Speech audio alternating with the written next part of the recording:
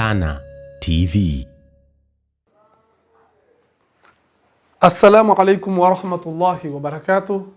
Alhamdulillahi wassalatu wassalamu ala sayyidina rasulillahi wa ala alihi wa sahbihi wa man walah, amma ba'd. Allahumma salli ala sayyidina Muhammadin al-fatih lima ughliq wal khatim lima sabaq, an-nasir al-haqq bil haqq wal hadi ila siratika al-mustaqim, sallallahu alayhi wa ala alihi wa sahbihi haqqa qadrihi wa miqdarihi al-azim.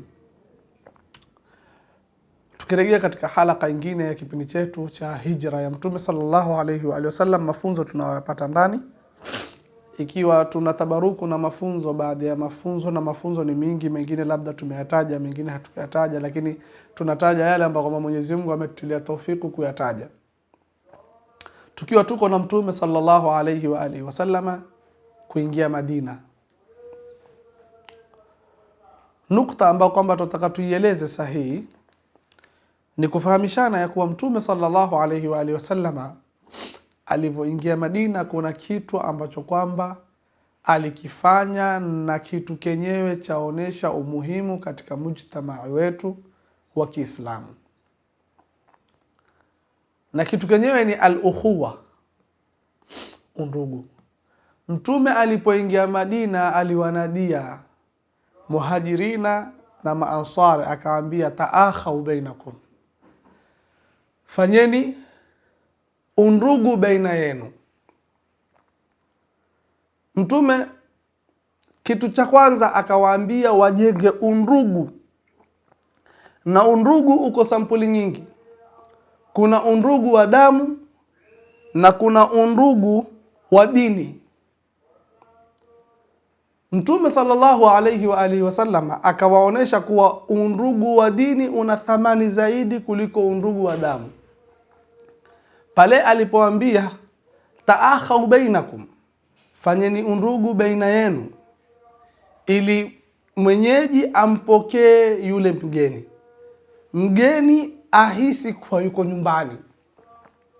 Ndio wana tarikhi wanasumulia, baada ya Mtume kuwaelezea kitu kama hicho na kuwa watu wanahamu kusikia maneno ya Mtume na kuyafuata, ikafika time mpaka mtu anagawanya shamba lake, anampatia mmoja katika alikuja nao Mtume sallallahu alayhi wa sallama. Inafika time mpaka mtu anamwacha mke mmoja katika wake zake, anakaeda, kisha anamuozesha mmoja katika maswahaba wa Mtume ambao kwamba walikuja na Mtume kwenye hijra. Lau mtu atasoma haya mawakifu ataona ni mambo ambayo kwamba hayaingia kilini. Nikuulize tu, si ukweli, lakini nikiuliza kweli, waweza mwacha mke wako mmoja ukamwachia mwenzako kwa sababu ni mgeni amekuja Dar es Salaam, amekuja kukaa naye kutafuta maisha? Sasa kwa kumkaribisha uache mke mmoja akae eda, kisha umpatie yeye, umwambie wewe, kwa vile ni mgeni wangu, inshallah nimemwacha mke wangu kwa ajili yako. Nafikiri hataki utani, hutotaka nikwambie hivyo. Na leo nitasimama mbele yako nikwambie hivyo, utaniambia shekhe, mbona umeanza kunikosea adabu? Mbona umeanza kuniambia maneno ambayo kwamba hayamo kwenye murua wa dini? Lakini kumbe ni mambo ambayo kwamba maswahaba wameyafanya kwa ajili ya wenzao. Mtu alikuwa radhi kumwacha mke ili apate kuolewa na mtu mwingine mwenzake, ili ule mwenzake asijihisi upweke wala asijihisi ugeni. Kwa neno la Mtume sallallahu alayhi wa alihi wasallam, taakhau bainakum, ndio katika Qur'ani, walladhina tabawwa'u ad-dara wal imana, wale ambao kwamba waliacha majumba yao, waliandaa kwa sababu ya kuandalia wageni ambao kwamba walikuja na Mtume sallallahu alaihi wasallam. Kwa hivyo kitu cha kwanza Mtume alifunganisha watu, Waislamu wote wakawa ndugu. Mwenyezi Mungu asema katika Qur'ani, innamal mu'minuna ikhwatun fa aslihu baina akhawaykum, waumini wote ni ikhwa. Mtume akadumisha undugu, watu kwanza washirikane kiundugu. Hii nukta hii inaleta masikitiko makubwa ya sasa kwa sisi Waislamu, badili tufanye watu wa mandugu Waislamu kwa Waislamu, lakini sisi tunakimbiza watu, tunakuwa si mandugu. La kusikitisha, hakuna watu waliochukiana katika hii dunia sahi kama Waislamu. Hili la kusikitisha sana. Mtume anakuja anaambia watu wafanye undugu. Sisi kitu cha kwanza ukiamka unafundishwa namna kumchukia mwenzako. Angalia ni grupu ngapi ambazo kwamba ziko. Angalia ni madhehebu mangapi ambayo kwamba yako. Madhehebu hayana matatizo. wenye matatizo ni wenye yale madhehebu, kwa sababu wewe kuwa kwenye madhehebu yako hakuchangii kuwa wewe usiwe ndugu na mwenzako. Kwani Alimamu Shafii si alikuwa na madhehebu yake? Alimamu Ahmad ibn Hanbal alikuwa madhehebu yake? Alimamu Abu Hanifa alikuwa na madhehebu yake? Alimamu Malik alikuwa na madhehebu yake? Lakini hata siku moja kusikia watu waliteta kwa sababu ya madhehebu.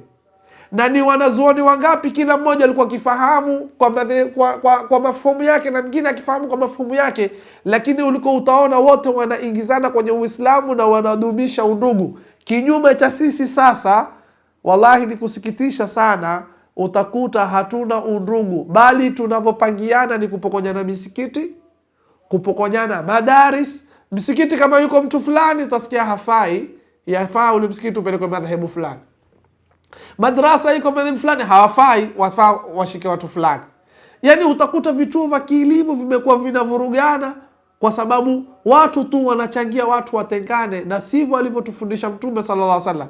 Mtume anaingia Madina, anawaambia watu wafanye undugu. Sisi tuko katika Uislamu, lakini utaona tunatoana katika undugu. Inafika time kuna watu mpaka hawasalimiani hata kwa sababu huu ni madhehebu fulani na huu ni madhehebu fulani. Inafika time mpaka watu hawaswaliani kwenye misikiti kwa sababu huu ni madhehebu fulani na huu ni madhehebu fulani. Inafika time mpaka watu hawaozeshani kwa sababu yule ni madhehebu fulani na huu ni madhehebu fulani. Hebu fikiria ni hali gani tuliofikia. Ni mfumo gani tunaotumia sisi ambao kwamba utamridhisha Mtume sallallahu alayhi wa sallam. Mtume anatuambia tujenge undugu, sisi tunaanza kukhtalifiana kwa makosa yetu madogo madogo. Lakini yafaa tukumbuke, albadiu adhlam, ule mwenye kuanza ndio mwenye dhulma zaidi. Kwa hivyo chunga, angalia madhehebu kweli yako mingi, lakini angalia mwenye matatizo nani anayependa kudini wenzake, yaani kuchafua ule Uislamu kusudi kufanya watu wafarikiane. Utaona takfir, watu wanakufurishana. Mtu kwa sababu ya maawidha tu kidogo, mwenzako amefahamu hadithi hii, unasimama kwenye mimbar hutuba ya Ijumaa mzima kwa kufurisha watu. Wale ni makafiri, wale ni mushrikina, wanashiriki, wale wanafanya shirki, wale wanaabudu makaburi, wale. Yani maana yake badili tujenge undugu, tunatoana kwenye Uislamu haswa. Wacha kujenga undugu, tunatoana kwenye Uislamu haswa. Mtu kabisa amesimama na karatasi yake Ijumaa anatoa watu kwenye Uislamu, huu ni shirki. Maana yake huu anafanya shirki, maana yake si Muislamu tena.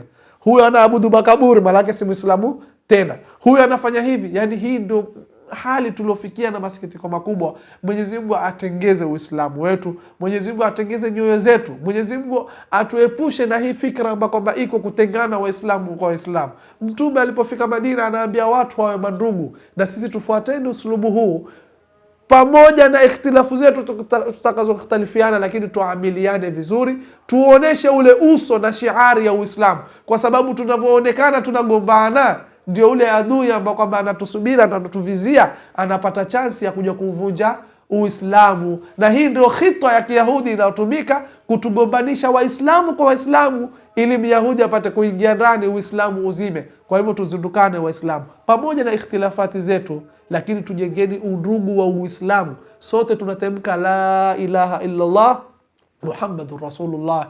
Wassalamu alaikum wa rahmatullahi wa barakatuh.